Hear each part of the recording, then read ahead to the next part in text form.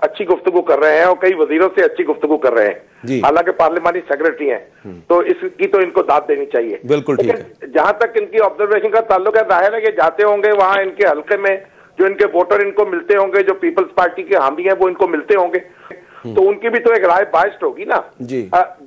इसलिए असल बात ये नहीं है कि अखबार में क्या छप रहा है और ये क्या कह रहे हैं। असल बात ये है कि जो चीज भी अखबार में छपती है, आया इन्होंने उसकी कोई तरदीद भेजी थी या कोई वजाहत भेजी थी जो नहीं छपी?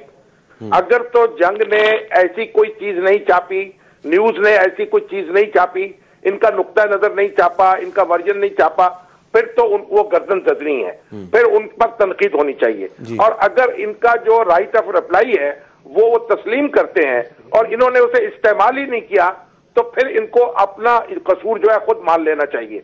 देखिए, अखबारात जंग जो है और जियो, अब लोगों में तो ये भी है कि उनकी मकबूलियत और महबूबियत में इजाफा हो गया है। लोग तो मौलाना जफर अली खां को याद कर रहे हैं आपके नाम के साथ, शकील और रहमान साहब के नाम के साथ।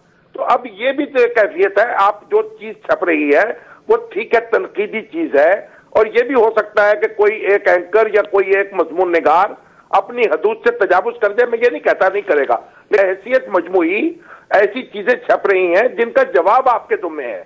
हुकूमत का और वजारत इत्तलाआत का फर्ज है कि वो उनका जवाब दे, जवाबी अदालत संभाल दे और लोगों को मुतमईन करे। अच्छा शामी साहब, जरा दौलताना साहब का भी मौक़िफ़ सुन लीजिए। दौलताना साहब आप क्या कहें? हाँ जी, शामी साहब ने बिल्कुल अच्छी बात की। मैं आपको हामिद साहब ये बात करना चाहूँगा क्योंकि मेरा मिनिस्ट्री ऑफ इंफॉर्मेशन से बड़ा ताल्लुक है और मैं आपकी बहुत सारी मीटिंग्स में शामिल हूँ, चाहे वो APNS के साथ हुई हैं, चाहे वो पाकिस्तान ब्रॉडकास्टर्स एसोसिएशन के साथ हुई हैं। मैं ये वाली बात करना चाहता हूँ कि तकरीबन 1.25 साल 1.5 साल हो गया है हमें PBA पाकिस्तान ब्रॉडकास्टर्स एसोसिएशन को कहते हुए कि जी कोई तो कोड ऑफ कॉन्डक्ट बना दें। दुनिया भर में कोड ऑफ कॉन्डक्ट के साथ चीजें चलती हैं, कोई अंधेर नगरी तो कभी भी नहीं होती। आज 1.25 साल 1.5 साल हो गया है, इनकी तरफ से कोई जवाब ना होने के बाद उन्होंने वो तो ऐसा था कि जी हम सारे फैसले खुद ही कर लेंगे।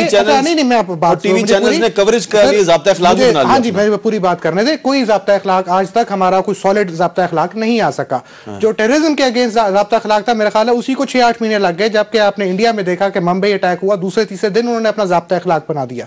ये एक बात ठहरी। दूसरी बात, मैं जो पेमरा के साथ आप लोगों ने जो जब लाइसेंस लेते हैं, आप लोगों का कोड ऑफ कॉन्डक्ट साइन होता है, उस कोड ऑफ कॉन्डक्ट में तो यकीनन आपके सारे, मैं तो कहता हूं कितने लगभग टीवी चैनल अगर उस ज़ाब्ता अखलाक में चलें तो वो तो बंद हो जाएंगे। ठीक है, हमने तो पाकिस्तान पीपल्स पार्टी की हुकूमत है, हम बड़े खुले तरीके से कहते हैं कि जी फ्रीडम ऑफ मीडिया होना चाहिए और हम उस पर यकीन रखते हैं। जी, मैं एक और थोड़ी सी बात मेरा सवाल बस सिंपल है दौलताना साहब से, मुझे बता दें कौन सा कोड ऑफ कॉन्डक्ट की वायलेशन हुई है जिससे बड़ा आपके टेररिज्म कौन से, क्या इनकी वजीर डॉक्टर साहब आई, उन्होंने एक प्राइवेट चैनल पे एक दूसरे के क्या जबान इस्तेमाल की, नंगी जबान? क्या हमने उनको कहा था जबान इस्तेमाल करें? कोड ऑफ कॉन्डक्ट हमें बात करते हैं, आप कोड ऑफ गवर्नेंस की बात करें, आप बात करें अगर हमारा बिल्कुल है, हमारा वॉलंटरी डॉक्टर फिरदौस आशिक अवान ने जो गुफ्तगू बहुत गलत बात, वो टीवी चैनल पे चलाना वाकई कोड ऑफ कॉन्डक्ट की खिलाफ वर्जी। बिल्कुल ठीक है।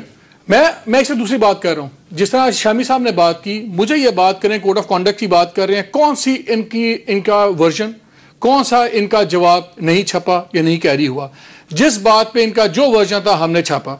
कोड ऑफ कॉन्डक्ट बात क्या है, ये बड़ा एक एम्बिगुअस, जिस तरह हुकूमत के पास लफ्ज होता है नेशनल इंटरेस्ट, जब कोई बात खत्म हो जाए ना, ये जी नेशनल इंटरेस्ट के खिलाफ है।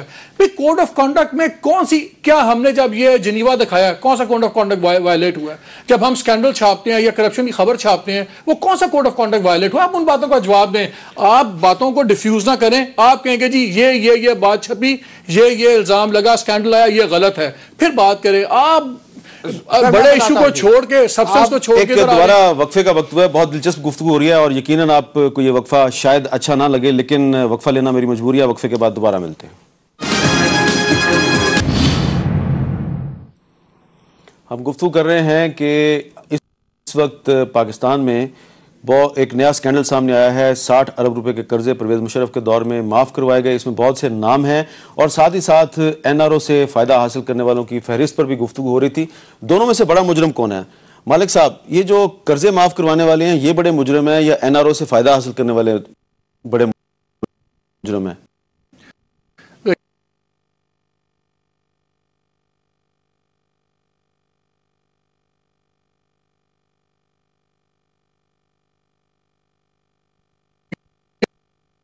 پہلی بات ہے، میں پہلے بھی کہہ رہا تھا قرضوں میں ڈفرینشیٹ کر لیں کہ جینون کن کے رائٹ آف ہیں اور یہ پروفیشنل ریٹن آف کس کے ہیں. کرپشن کی بہت بڑی قیمت دینی پڑتی ہے. جب 80 ارب یا 60 ارب یا 5 ارب کوئی معاف کرتا ہے تو وہ اس کا کوئی نہ کوئی بھرتا ہے، وہ آپ اور میں بھرتے ہیں. میرے نزدیک تو یہ بہت بڑے ہیں.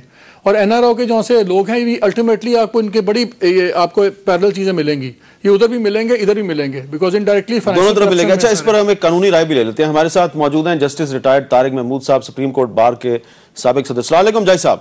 وعلیکم السلام. یہ بتائیے کہ آپ کے خیال میں یہ جو لوگ قرضے معاف کرواتے ہیں ان میں سے تقریباً سب کا یہ کہنا ہوتا ہے کہ جی ہم نے جو اسٹیٹ بینک آف پاکستان کے رولز ہیں ان کے مطابق قرضے معاف کروائے ہیں، لیکن اکثر لوگوں کے بارے میں امپریشن یہ ہے، بڑے بڑے نام جو ہیں ان میں شامل ہیں، سیاستدان بھی ہیں، جرنیل بھی ہیں، وہ ان کے بارے میں امپریشن یہ ہے کہ انہوں نے قرضے معاف کروائے ہیں، کوئی انہوں نے کسی سیاسی حکومت سے فائدہ حاصل کیا ہے.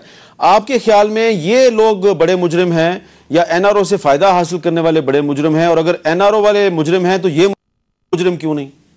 دیکھیں، میں پہلے بتا دوں، یہ قرضے، یہ اصل ایشو یہ نہیں ہے قرضے معاف جو کرواتے ہیں جی. اصل ایشو یہ ہے کہ جس وقت یہ قرضہ دیا جاتا ہے اس وقت جو ہے اتنے پریشر ہر طرف سے آتے ہیں، چاہے اس وقت فوجی ڈکٹیٹر ہو یا سیاستدان ہو یا اور بھی جو اس ہماری سوسائٹی میں جو لوگ جو ہے وہ ریلیونٹ ہے اور میٹر کرتے ہیں. تو جس وقت قرضے دیے جاتے ہیں آنکھیں بند کر کے دیے جاتے ہیں. پھر ایک اور بات بھی ہوتی ہے، کچھ لوگوں کو قرضے دیے جاتے ہیں اور اوور انوائسنگ کی جاتی ہے، وہ پیسہ لے کر کہیں اور لے جاتے ہیں اور ملک سے باہر ہے. اور پھر الٹیمیٹلی ہوتا یہ، ہمارے ملک میں کام یہ ہوتا ہے کہ دیکھیں دنیا میں یہ ہوتا ہے کہ آپ قانون بناتے ہیں اور رولز بناتے ہیں اور پھر تمام معاملوں کا اس کے مطابق فیصلہ کریں. ہمارے ہاں یہ ہوتے ہیں کہ جب ان لوگوں کا کوئی مسئلہ ہوتا ہے، دیکھیں یہ پورا مافیا ہے، پھر ان کو اکاموڈیٹ کرنے کے لیے وہ جو ہے سرکولر بنایا جاتا ہے. ایک آخری سرکولر مشرف صاحب کے زمانے میں 29، پھر اس میں جو